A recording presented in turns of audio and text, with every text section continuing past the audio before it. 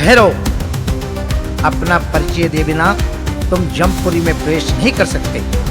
परिचय तो वो दिया करते हैं जो कायर होते हैं, जो स्वार्थ के वशीभूत होकर अन्याय करते हैं।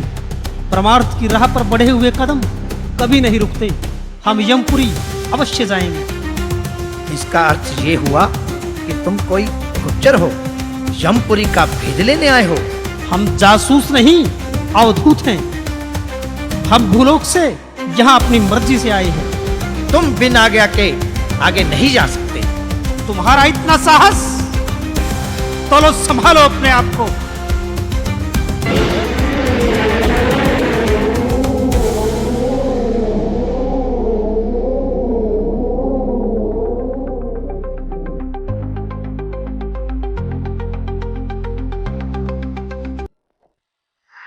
गोरखनाथ का यमराज को प्रणाम स्वीकार हो। आओ योगीराज, यमपुरी में तुम्हारा स्वागत है। कहो, यहां आने का क्यों कष्ट किया?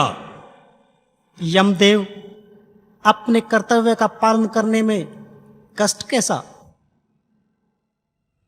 योगीराज, यमपुरी में कौन सा कर्तव्य निभाने आए हो? महाराज, प्रयागराज के राजा त्रिविक्रम के आपने प्राण हर लिए हैं। मुझसे वहां की प्रजा व उनकी रानी का दुख नहीं देखा जा रहा। इसलिए मैं आपसे विनती करता हूं कि आप राजा त्रिविक्रम के प्राण वापस कर दें। नहीं योगीराज, नहीं, यह नहीं हो सकता। जो आत्मा एक बार यमपुरी में आ जाती है वो वापस कभी नहीं जाती। यमदेव, हम भली भांति जानते हैं धरती के प्राणियों की कर्म कुंडली आप ही पढ़ते हैं, परंतु आप कितनी बार अनुचित निर्णय करते हैं। जो दंड का हकदार ना हो उसे भी दंडित किया जाता है। क्या बोल रहे हो तुम? क्या तुम हम पर न्यायहीन होने का आरोप लगा रहे हो? हाँ, हम भली प्रकार जानते हैं हमें तरह तरह की यातनाओं का सामना करना पड़ सकता है, परंतु हम ये भी जानते हैं परोपकार करने से पुनर्जन्म के अपराध भी मिट जाते हैं। अतः यातनाओं से फिर कैसा भय? परोपकार परोपकार कहे जा रहे हो? तुम यहाँ कौन सा परोपकार करने आए हो? क्या यमलोक को तुम अपनी धरती तुल्य कर्म क्षेत्र समझते हो? हाँ यमदेव, धरती पर ही अकेले क्यों, कर्म तो तीनों लोकों में प्रधान है। और रही परोपकार की बात, वो सदैव ही सुखकारी होकर दुखों का विनाश करता है। यहाँ सुख दुख का प्रश्न ही नहीं है योगीराज। यहाँ तो किए गए कर्मों का परिणाम भुगतना पड़ता है। जैसे हम भूलोक पर सत्य कर्म करने वालों के सिसकते होठों और अश्रुओं से भरे नैन यहां से देख रहे हैं। जिन्हें आनंद करना चाहिए वो सभी रो रहे हैं। आप देखिए, रानी रेवती और प्रयागराज की भोली भाली और स्वामी भक्त प्रजा, जिनके आंसू पोंछने वाला उन्हें रोता बिलखता छोड़कर यमपुरी आ गया है। हम उसे लेने आए हैं, उसी राजा को लेने आए हैं जो एक मुकुट और सिंहासन को नाउम्मीद करके यहां आ गया है। असंभव, पूर्ण असंभव। योगी गोरखनाथ, हम तुम्हें भली प्रकार जानते हैं। तुम कवि नारायण के अवतार योगी मच्छंदर नाथ के शिष्य गोरखनाथ हो। धन्य है तुम्हारी उदारता व प्रण प्रतिज्ञा, परंतु राजा त्रिविक्रम का अब धरती पर लौटना असंभव है। ये तुम्हारे गुरुदेव भली प्रकार जानते हैं कि राजा अपने पुण्य कर्मों के बल से ब्रह्मलीन हो चुके हैं। इसलिए मैं आपकी कोई मदद नहीं कर सकता। हाँ, इतना जरूर बता देता हूं, इसका समाधान कायांतरिक क्रिया से तुम्हारे गुरुदेव निसंकोच कर सकेंगे।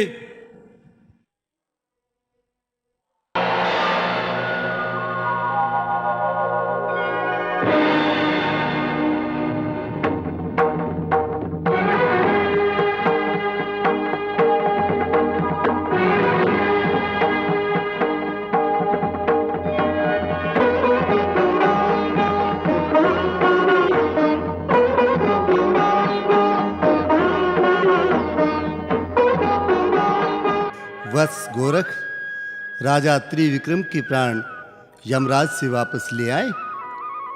हे गुरुदेव, यमराज ने मुझे बताया कि कायंत्रित क्रिया के द्वारा आप ही राजा त्रिविक्रम के प्राण वापस लौटा सकते हैं। इसलिए गुरुदेव, मेरी आपसे विनती है कि आप इस समस्या का समाधान करें। हाँ वत्स गोरखनाथ, हम ऐसा कर सकते हैं। हम योगियों के लिए कुछ भी असंभव नहीं है। दुर्लभ को सुलभ करना ही सच्ची योग साधना है वत्स। हम कायांतरित विधि से इस रानी और समस्त प्रजा का कष्ट निवारण कर सकते हैं। गुरुदेव, यदि आप जानते थे तो आपने पहले इस समस्या का समाधान क्यों नहीं किया? वत्स गोरख, मैंने तुम्हें यमपुरी जाने से इसलिए नहीं रोका कि मैं तुम्हारे द्वारा यमराज की इच्छा जानना चाहता था, परंतु क्या गुरुदेव? इस विधि में कुछ मुश्किलें हैं वत्स। वो क्या गुरुदेव? इस विधि में आत्मा अपने शरीर को छोड़कर दूसरे शरीर में प्रवेश करती है, जिससे मेरा शरीर पार्थिव हो जाएगा। क्या तुम 12 वर्ष तक मेरे पार्थिव शरीर को संभाल कर रख सकोगे? यदि तुम 12 वर्ष तक मेरे पार्थिव शरीर को संभाल कर नहीं रख पाए तो मैं पुनः वापस नहीं आ पाऊंगा वत्स। पार्थिव शरीर की देखरेख? हाँ वत्स गोरख, पार्थिव शरीर की देखरेख। हम अपनी आत्मा का प्रवेश राजा त्रिविक्रम के शरीर में करा देंगे, जिससे राजा पुनः जीवित हो उठेंगे और हमारा ये शरीर मृत हो जाएगा। परंतु इस सत्य का पता किसी को नहीं लगना चाहिए। जो आज्ञा गुरुदेव। हम मन वचन कर्म से पूरी तरह सचेत होकर आपके आदेश का पालन करेंगे। इसके लिए चाहे हमें अपने प्राण भी न्यौछावर क्यों ना करने पड़े। गुरुदेव, एक बात समझ में नहीं आई, आप 12 वर्षों के लिए ही क्यों जाना चाहते हैं? बेटा गोरख, मैं वहां 12 वर्ष तक रहकर इस राज्य को एक उत्तराधिकारी देना चाहता हूं, जो मेरे बाद इस राज्य की प्रजा की सेवा कर सके। वत्स गोरख, हमें बिना विलंब किए शमशान भूमि की तरफ चलना चाहिए। चलिए गुरुदेव।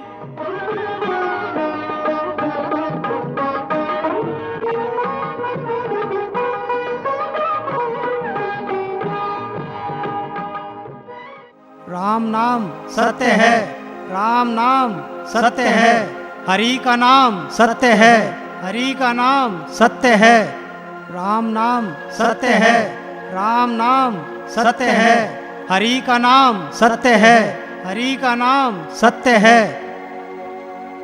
राम नाम सत्य है, हरि का नाम सत्य है, हरि का नाम सत्य है, राम नाम सत्य है, राम नाम सत्य है, हरि का नाम सत्य है, हरि का नाम सत्य है, राम नाम सत्य है, राम नाम सत्य है, हरि का नाम सत्य है, हरि का नाम सत्य है, राम नाम सत्य है। वत्स गोरख, अब समय आ गया है। मैं उस ओर लेटता हूँ, तुम मेरे पार्थिव शरीर को संभाल कर रखना। जो आज्ञा गुरुदेव।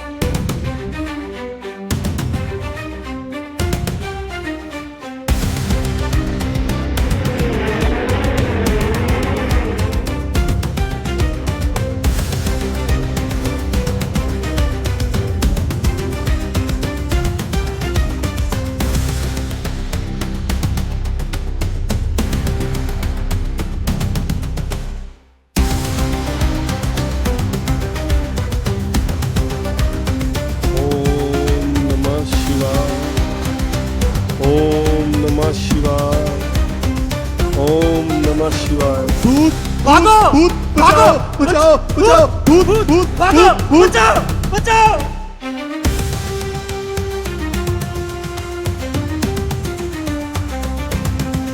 ठहरो बच्चा, डरो मत।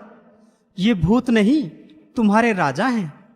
लगता है भगवान ने आपकी पुकार सुन ली है। आपके राजा पुनः जीवित हो गए हैं।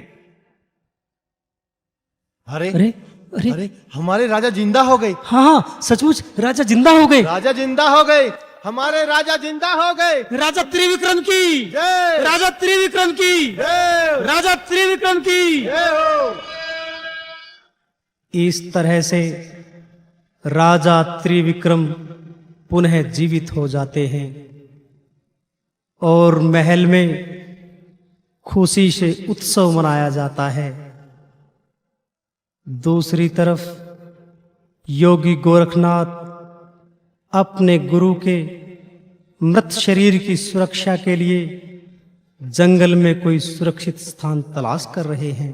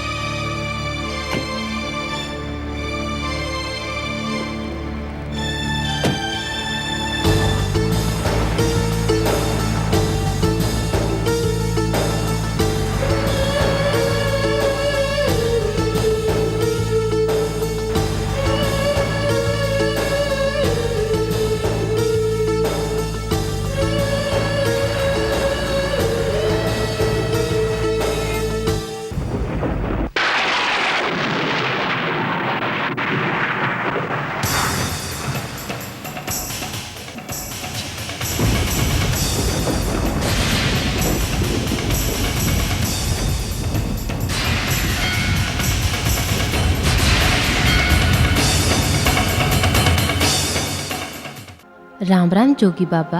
सदा सुखी रहो बच्चा। अरे जोगी बाबा, आप इधर उधर इस जंगल में क्या देख रहे हो? मुझे बताओ, मैं इस जंगल के चप्पे चप्पे को जानती हूँ, शायद मैं आपकी कुछ मदद कर दूँ। बच्चा, क्या तुम ढोर चराने हर रोज इस जंगल में आती हो? हाँ जोगी बाबा, यह जंगल तो हमारा घर है, हम यहाँ सब कुछ जानते हैं। पर तुम बताओ तो सही, तुम इस तरह क्या खोज रहे हो? अगर हम तुम्हें बता दें कि हम क्या खोज रहे हैं, तुम किसी से कुछ कहोगी तो नहीं? नहीं जोगी बाबा, हम गंगा मैया की सौगंध खाकर कहते हैं, किसी को कुछ नहीं बताएंगे। तो आओ मेरे साथ। चलिए।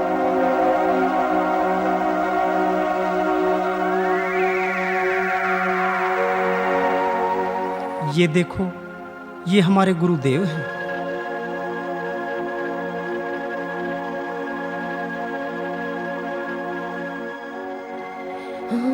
अरे, ये मुर्दा आपका गुरु है? अरे जोगी बाबा, इसका तो अंतिम संस्कार कर दो, नहीं तो तुम्हें ही कोई इसका हत्यारा समझ लेगा और फंस जाओगे आफत में। नहीं बच्चा, जो तुम समझती हो ऐसी बात नहीं है। हमारे गुरुदेव परलोक नहीं सिधारे हैं, इसी लोक में हैं। बस तुम कोई ऐसा स्थान बता दो जहां पर इनका शरीर हर प्रकार से सुरक्षित रह सके। ये 12 वर्ष बाद पुनः जीवित होंगे। अरे जोगी बाबा, ये आप क्या कह रहे हैं? कोई एक बार मरने के बाद फिर से जीवित हुआ है? हाँ बच्चा, क्यों नहीं हुआ? क्या प्रयागराज नगरी का राजा त्रिविक्रम पुनः जीवित नहीं हुआ? अरे जोगी बाबा, ये सब तो हम भूल गए थे, पर वो ठहरे राजा, राजा के हाथ में तो सब कुछ होता है, वो चाहे सो कर सकते हैं। नहीं मेरी भोली माई, जीना मरना किसी के हाथ में नहीं होता, ये तो विधाता के हाथ होता है।